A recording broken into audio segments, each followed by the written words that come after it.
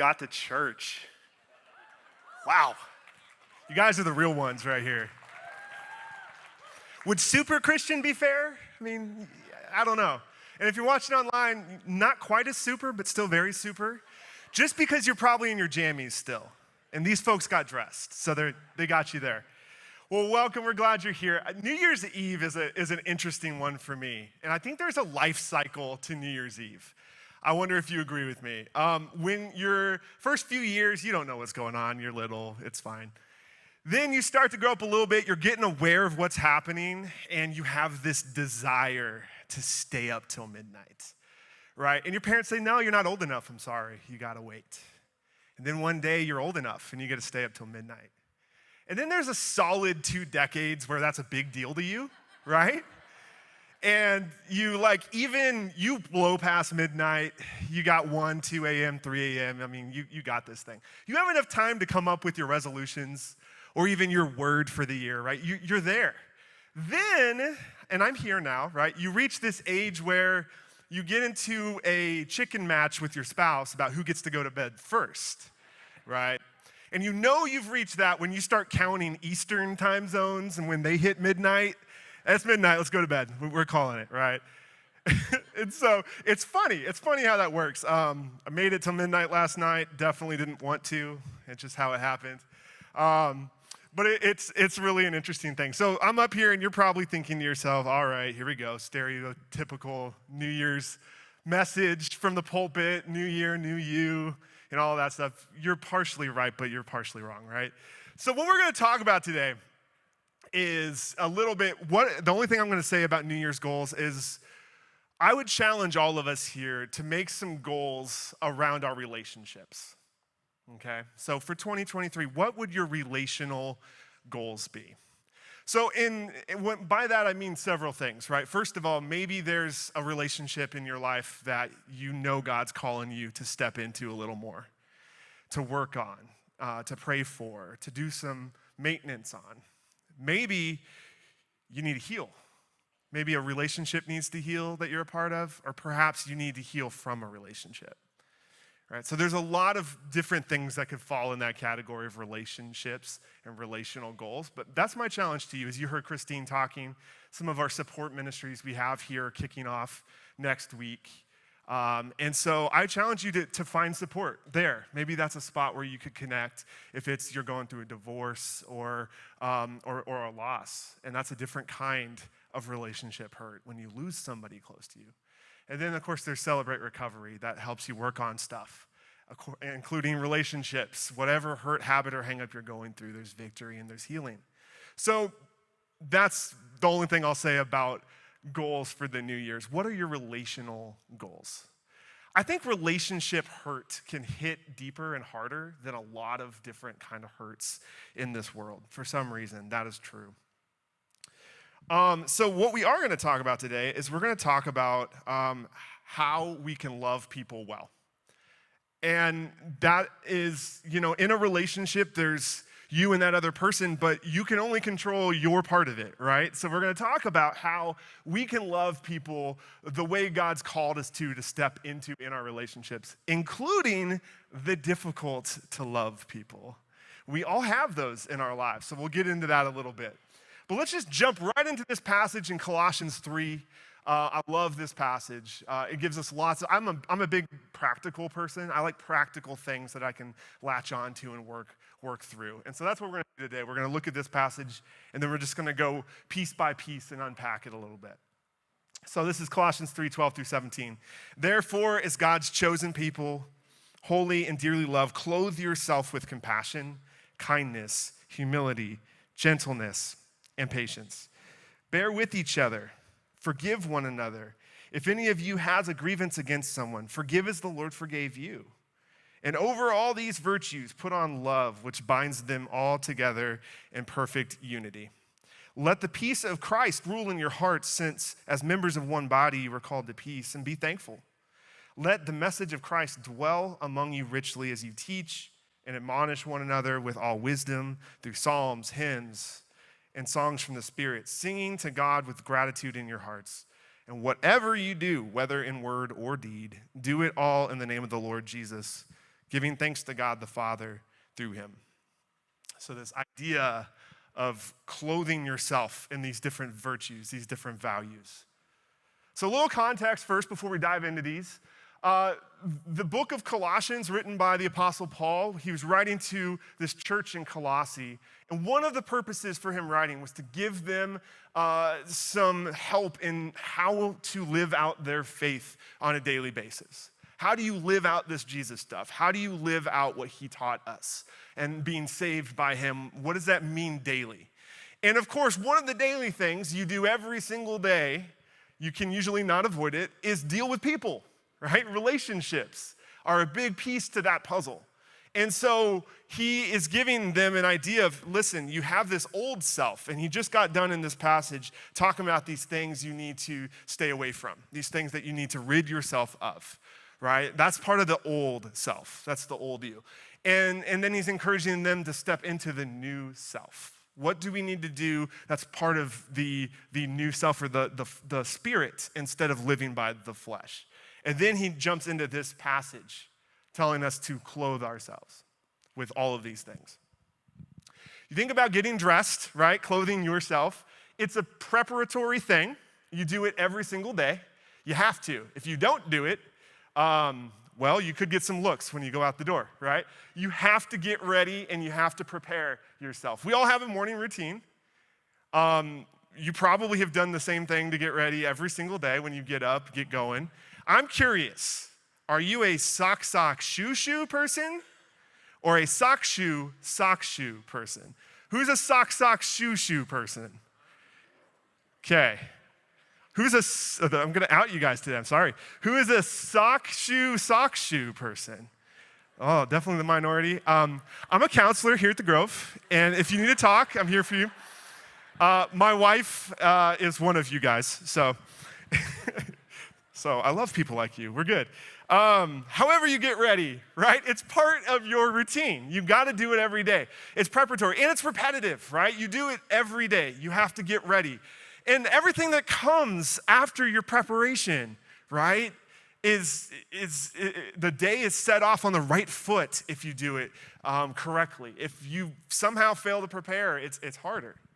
Now, relationships are like that. We have to prepare to step into interactions with people, with other humans, every single day. It's important, right? And think about, when I say relationships, I want you to pin one or two in your mind right now. It could be a family member, it could be a kid, a spouse, a brother, a sister, a mom, a dad, whoever it is, right? Think of a best friend, a coworker. Think of one or two relationships, have it kind of pinned in your mind. Think of that person as we go through these things. So Paul then gives us a list of what we are to put on every single day when we deal with people, when we interact with them. Everything from the heart flows into our interactions, right? So it's a preparation of the heart first and foremost. So the first one is compassion. Compassion. When I'm first looking at this, man, I think compassion and empathy are underrated when it comes to our day-to-day interactions with our family members, our friends, just people in general, right? Because you think of compassion as something that you give when someone is going through something hard, right? You just went through a struggle, you just went through a loss, you just had something bad happen in your life. I give you compassion. But it's more of a functional thing than that, right? We have to extend compassion all the time, not just in those hard moments to people in our lives. And I don't know why, but for some reason, it can be difficult to give compassion to the people that you're around the most in your life. For example, right, when you have something hard going on in your life, you have probably one or two people you go to process. We call it venting, right? You wouldn't go to a person who doesn't care. You wouldn't go to a person who hears you and says, wow, yeah, I'll quit complaining, tell someone who cares. Like, you wouldn't do that, right? That'd be the last time you tell that person about what's going on in your life. That's why compassion is so important in relationships, right? Because you have to extend it when people just need to talk. Empathy, right? Sympathy is, yeah, I understand that you're in pain. I get that. Empathy is stepping into that pain with them, right? I feel with you, not just for you. And so compassion is important. But here's the thing, right? We can go through this thing called compassion or empathy fatigue. Do you know about this? It's interesting, right? If you're in a helping profession, you are on the front lines of this. The more things you see on the daily and the more empathy and compassion you extend to people who are in your daily routine, right? Probably the harder it is for you to extend that same compassion and empathy at home to the people you see every day. Perhaps you're desensitized to their stuff. I don't know. That could be part of it. But it's actually called secondary PTSD. And you've heard of PTSD, post-traumatic stress, when someone goes through something really hard.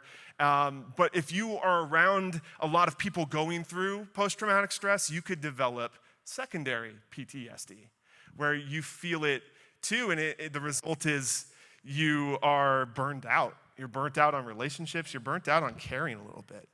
And the last thing we want to do is be burnt out on caring for the people closest to us. So my challenge for us, we have to reset our compassion chamber often. We have to reset that. And so if it's one particular person that you're struggling with caring for or caring about, actually lean into it. Spend more time with them one-on-one. Connect with them on a deeper level so that you realize why it is you care for this person and why God made them the way they are, why they're special. Maybe it's, listen, let's take turns sharing what's on our heart, not just you always dumping on me, right? Let's take turns. Pray for those relationships. Pray that God gives you that compassion and that patience to really pour into them. And pray, maybe put them on your list and pray for them daily. All right, so our next one here is kindness. Now, I've been told my whole life that I'm a nice guy. Man, I hate that. I mean, I like being nice, but it's the most vanilla of the compliments that I can think of. You're nice. Like, what does that even mean, right? So I don't really aspire to be nice. That sounds kind of weird. I do aspire to be kind. I do aspire to be kind. Kind. You're a kind person. That's the one I want to hear from people. Because kindness is more than nice, in my opinion. It implies active action, right, for caring for another person. That's what kindness is, actively caring for them, seeking out ways to care for them, stepping into that, loving them wherever they are.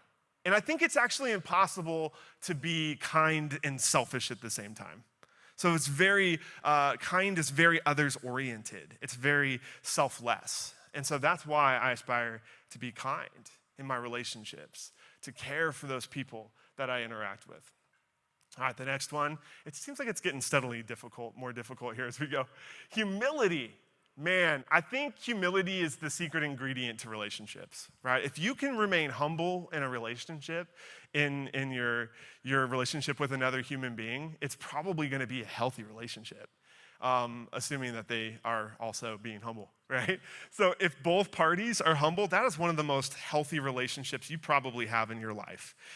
Philippians 2:3 says, do nothing out of selfish ambition or vain conceit. Rather, in humility, value others above yourself. Do you value people in your life? And how so? How do you show that you value these people in your life? Value is an interesting word, right? The things you value are the things you treasure, the things you take care of, the things you protect, right? So are you doing that in your relationship? Emptying yourself out of those relationships and caring for the interest of others shows and promotes value. So it says here, in humility, value others above yourself. And I think for a long time I thought that meant more than. And I don't think that's what value means or what above means here. It doesn't mean love them more than yourself. It means love them first. It's about priority, right? If you love them first and you look to their interests first, I think first it's just reminded of us here to do that because that's so unnatural. That is not a natural thing for us to do, right? To think of other people before we think of ourselves. I'll give you a great example. Every time we go to a friend's house for a meal, I am reminded of how bad I am of looking at the interest of others first. Because I will get my food, I will be halfway through my food, and then I will realize I have children that need help getting their food. And my wife's over there getting the first kid a plate, the second kid a plate, and I'm wolfing down on whatever it was. And I realized, oh yeah, I should probably help them. Or I was not looking at their interest first. And so if you're thinking of their interest before yourself, you're putting yourself in a position, again, to be more selfless, to be more thinking of that other person first and foremost. And honestly, if you're looking to other people's interests and they're looking to other people's interests too, you don't even have to worry about your own interests because they're getting met by the people around you that love you most. So my challenge here is, what would more humility look like in your home, in your family, in your relationships? So the next one is gentleness. Gentleness. So I'll use a little counselor phrase for you guys here. Harsh startup is a absolute brutal thing in conversation with other people. What a harsh startup is when someone says something to you and your reaction is harsh and upset and frustrated and very impulsive and reactionary, right? And that a lot of times is what happens first, and then the person responds to the harsh startup with an equally harsh statement, and it goes up and up and escalates until there's a big explosion, right? And so harsh startup, a lot of times, it's just a lack of gentleness. It's reactionary and impulsive. And so if we can be gentle in our startup or soft with our startup, take a deep breath before you respond. Don't just react. That will prevent everything from being escalated and elevated. And before you know it, you have more self-control in the conversation, right? More gentle conversation, more soft startup than harsh startup. I had this happen once with a coworker. We were having a conversation, and I was getting elevated. I could feel it. I was getting frustrated. It was a total misunderstanding, and I basically did a Saved by the Bell timeout, and I said, "Hey, can you guys can you give me a second?" And I walked out of the office and I shut the door, and then I took a deep breath, and then I opened the door and I walked back in and I sat down, and I said, "I'd like to apologize. I was way elevated. I was harsh, and that was uncalled for. Let's try this again." And it was amazing. It diffused the frustration in the room. We were able to both kind of drop what we were holding on to, so to speak, and really start to have a healthy conversation. Sometimes that kind of self-awareness is what it takes. Realizing you're getting elevated and like, you know what? No, I want to contribute gentleness and soft startup to this conversation, not harsh startup. And so that's a key to a relationship, is having gentle words come from our mouths. The next one is the easiest one. I'm just kidding. Patience. Patience is really challenging, isn't it? But it's a daily thing that has to happen. And I would challenge you, if you're bad at patience, like I am, practice patience. Lean into the fact that you need to work on it. And so pick out moments where you can practice patience daily. Put yourself in places where there's no other way than to be patient. You have to. I'll give you some really in your kitchen examples, okay? Now, caveat, I'm by no means saying I do all these things all the time, okay? I'm bad at this too. But these are, if you want to practice patience, this will do it for you, okay? First thing, park far away from the store. Not the closest spot, the furthest spot. Maybe take the last spot. Not because there's shade, okay, in the summer, but because you're practicing your patience. And then, when you leave the store, take that cart all the way into the store. That'll make you practice patience, right? I get it. Sometimes your kids are there. I get it. But if you want to practice patience, here's a good way you can do it.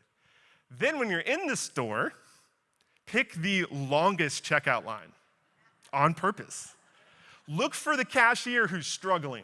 It's either their first day or they're just bad at their job, and wait through their line so you can encourage that person. That's the challenge. That will cause you not only to be patient, but give you a chance to practice compassion, kindness, gentleness, humility, all the ones to come, I'm sure. And then this is the big one, right? Instead of texting that person, call them, right? It is so much quicker to text, and then you can go on with your day. But if you call them, right, you're stepping into this moment of giving them an opportunity. If they need to offload some stuff, if they need to talk through some stuff, you're giving them an open door if they need it, right? That is a practice in patience. And again, I think all of the other ones as well. Specific moments to practice patience. It's like a muscle, right? Your patience, stretch out that muscle. Stretch it out. The more stretched out it is, the bigger capacity you have to be patient with the ones closest to you as well. All right, so this passage kind of transitions here to some ones that are getting real difficult, real challenging. And the next one is to bear with. And I think it's interesting, right? In the Greek, there's not a solid English word to really to fix this Greek word, to really give it justice. And so it's kind of a phrase, right? Bearing with. We use other phrases like, cut them some slack, right? We hear that one. Bear with me on this one. But I'm going to use this phrase, love them through it. Love them through it. Whatever it is they're going through. Whatever lack of tact they just spoke to you in, whatever frustration or whatever, give them a little bit of leeway, right? That's how you can really extend grace in a relationship. Put yourself in their shoes. Where might they be coming from? It may make sense if you remove yourself from the situation and look at things through their lens. It might give you a little bit of a different perspective. So daily have grace for the people that you love. I don't know why it is, but sometimes I feel like it's easier for me to bear with strangers or people I don't see very often than it is my own family. I don't know why that is. It's challenging, right? Maybe we're a little desensitized again, like kind of what we were saying earlier. But bearing with your family and being patient with your family can be one of the hardest things to do. But fight through that. Give grace to their moments of selfishness, right, that they have, that they inevitably, and the one that's hard for me is when it's my own children and I get frustrated with their selfishness because they got it from me, right? It's like, oh, I recognize that one right there. And so in struggling to bear with them, I'm really struggling to bear with myself. There's that too. So then we come to forgiveness. Forgive as God forgave you, first of all. God gave a giant portion of forgiveness, right? A big old one we could never match, in fact, because he sent his son to forgive us. And his forgiveness had this action of sacrifice behind it. And so we're called to forgive. And that's the thing. Forgiveness is not an option in Scripture. That'd be nice, right? It's not. It's a command. We're told to forgive. And in fact, forgive and we'll be forgiven. So there's kind of a response that God has when we forgive another person. Forgiveness is a very challenging one. And I think the thing we have to remember is it gives us freedom when we choose to forgive, though. And I know that forgiveness is a process. It really is. And so my hope is that you take a step towards forgiveness. And it might be a big thing that you are struggling to forgive. And unforgiveness itself is a prison. You're in prison when you choose not to forgive. And maybe you got to the prison, you got in prison by the thing that person did, but you're staying there because of unforgiveness, right? And so forgiveness is so important. And I think, in fact, forgiveness is almost more important for the one who's been hurt than it is the one who did the hurting, although both are very, very important. And next, it says overall, which I love that. And thinking of putting on clothes, right? This would be like the jacket or the thing that goes over all the clothes, right? It's love. Overall, love binds it all together in perfect unity. And in 1 Corinthians 13, and in what we call the love passage, right? All of these different things that we've already talked about are part of the definition of love. So it tells me that all of this stems from love. And if our goal is to love the people in our lives well, right, we have to do all these other things because they're parts of what it means to truly love fully. And so loving, you kind of ask yourself this way, if it's not in love, should I do it? If that thing I just said was not in love, should I not have said it? If it's not in love, should I not do it? So it's a good kind of filter reminder. Is love the thing driving my actions in this relationship, or is it not? And then it says peace needs to rule. I love that. Let peace rule. Palmer talked about this a few weeks ago about being a person of peace, and that's so true. We have to choose to be a person of peace. And a little bit of an oxymoron here, but we actually need to fight for peace. We need to fight for peace every single day. Fight through offense, fight through defensiveness, fight for the value of the relationship, realizing that, you know what, caring about our relationship is more important than being right. So I need to let peace rule right now instead of, forcing my way onto you or whatever it is.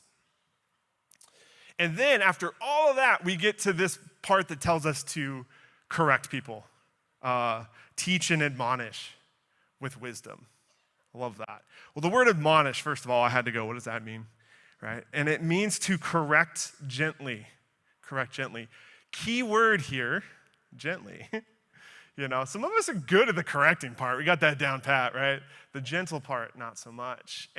But the thing is, like the people closest to us that we love the most, there's times where we need to be corrected gently ourselves. There's time where we need a little bit of a redirection. We need to be reminded that thing we did was wrong, that thing we said was off. So if you can correct somebody occasionally, not all the time, right? But you do it in love, and you do it gently, and you do it humbly, it makes all the difference in the world. You could tell me I did something wrong, and the way you tell me makes all the difference of whether or not I receive it, right? If you're coming in hot, I'm shutting down. I'm not listening. If you're gentle and you're, hey, we need to talk about this, I'm going to listen, and I'm going to receive it better if it's from a gentle spirit. And then this wraps up with this verse I've known since I was a kid. Whatever you do, whether in word or deed, do it in the name of the Lord. And in context, this would still be referring to relationships, right? So whatever it is you say to another person, whatever it is you do in the relationship with another person, right? Are you doing it in the name of the Lord? Are you doing it for God? Is it representing Him well? If it isn't, then don't say it. Right? Don't do it. Don't hit send. Don't post it. Don't comment it, right?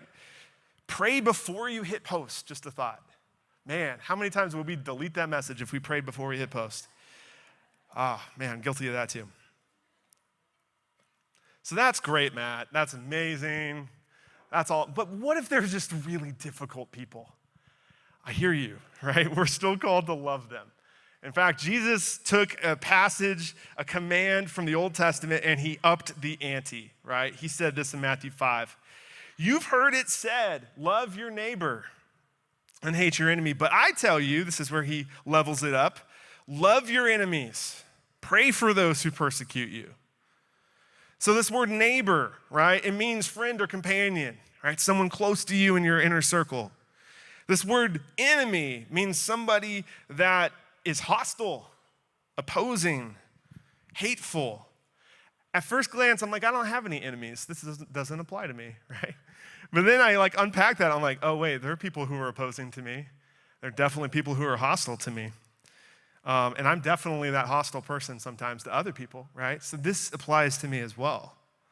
And so Jesus says, don't only love them, but do that, right? Pray for them. Pray for them as they persecute you. And he lived out that as he was on the cross, didn't he? He's literally praying for those persecuting him as he's dying. So we have to love the hard people, guys. I'm sorry, we do.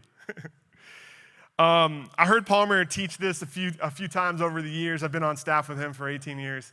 But this idea of there are porcupine people, right? Or cactus people, right? You go in for a hug and you get the business end of a barb, right? That doesn't feel so good. We all have prickly people in our lives. And so we still have to love them too. So it just takes a little bit more finesse to love these people. First of all, I'll say don't give up on your porcupine. Love them. Those quills are there for a reason. They've been hurt before. They have, and it wasn't your fault. It's a defense mechanism that goes long before you ever met them. And it's not your job to diagnose where it comes from in them. In fact, that's probably not especially helpful at times, but just be aware that it comes from somewhere, and they probably are carrying around some ancient pain. And so, again, bear with them. My first experience in Arizona was when I was 6 or 7 years old. I didn't live here yet. I lived in a different state, but my grandpa and my uncle lived here. So we came out for a visit. I was in first or second grade, whatever that is. And I knew one thing about cacti, right? You don't touch them. Look, but don't touch, right? That's true when you're a kid about a lot of things, but especially cactus, right? Don't touch it. That's literally the extent of my knowledge of cactus. And so we went for a hike. Here in the spring, it's always beautiful, you know, I'm walking, and no one told me about this cactus called the jumping cholla. Yeah, some of you know well these things. I didn't know cactuses could jump at you when you're not touching it. But that's what this cholla did, and before I knew it, I had a little souvenir from Arizona sticking out of my knee. And I was like 6 or 7 and crying, and in the moment, it was incredibly painful, right? But I had an awesome souvenir to take home and take to show and tell at school and show the scar to all the seven-year-old girls. That was fun. But it's like that with these people in our lives as well, right? Sometimes we're the collateral damage and we don't even know what happened, and boom, there it is. And we feel the prick of that needle that they have sticking out of them, right? And so it's challenging, right? And in the moment, it doesn't feel good and it hurts. And it doesn't feel any better knowing that they're going through something hard or they're that way for a reason. But if you step back again and give perspective to, man, why is it that they are that way? It might help you navigate them a little differently. So I'm gonna kind of end this way. I'm gonna give you 4 ways that you can navigate the prickly people in your life. All right, the first one, don't take it personally. I know, easier said than done. This is challenging. But here's the hard truth. You're a porcupine person too from time to time. We all are, right? We all have that in us. Call it sin nature. Call it, we're human. And so try not to take it personally, because there are times where you are a little more prickly than you should be as well. Secondly, don't force it. Don't force it. And by it, I mean the relationship. At times, you need to step back a little bit from it. That's okay. Boundaries are healthy. They're not bad. Don't give up on them, but you can have healthy boundaries. That is very much so okay. You do not have to take abuse from a person in the name of love, okay? It's an important statement here. You don't have to take verbal abuse, and certainly not other kinds of abuse, in the name of love. You can say, you know what, that's quite enough. I need to leave, and that's all right. Third one, discern the source of the fear. Again, like a porcupine, for example, right? They throw those quills at you when they're scared, right? Just like that, our porcupine people, there's fear behind their actions. So recognize that that's coming from somewhere. Recognize that that is not usually about you at all. And so if you can discern that, you can step back and you can be less defensive. Because when you're defensive and you have that harsh startup, it is very, very hard for anything good to come after that. So in the relationship as well, I'll say this. They might be throwing barbs at you, and they're not really about you. So identify what is yours and what isn't yours, right? What is yours to deal with? Deal with that. Work on that. If it's not yours, let it go. Let it go. It's not yours. And then finally, don't do it alone. Don't do it alone. Pray and ask God to help you, first of all, in these relationships. Remember that Jesus sees them through different eyes. Eyes that were enough for him to die for them, right? To go through the most sacrificial act for them. He loves them.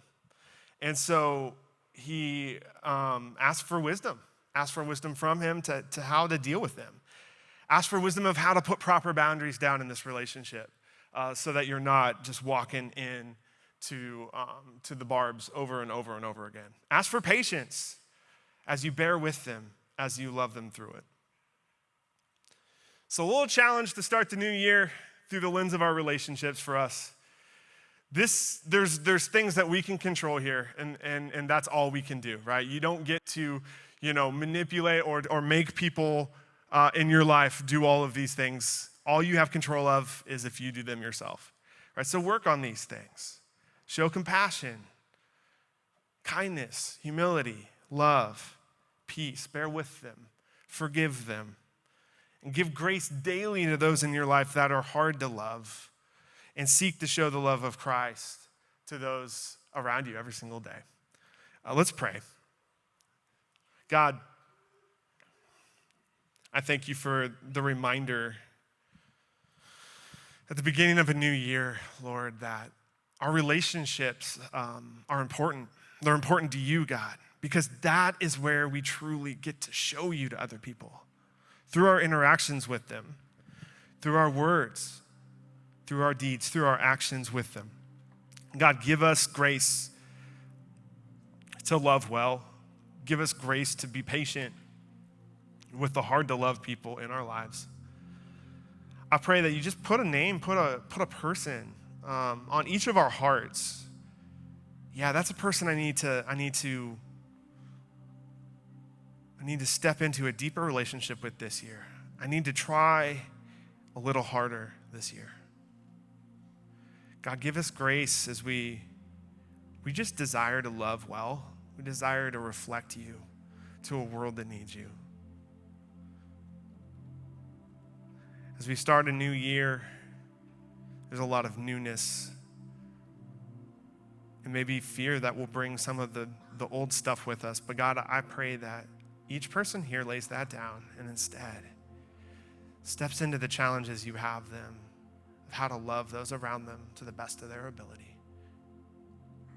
And it's in your name we pray.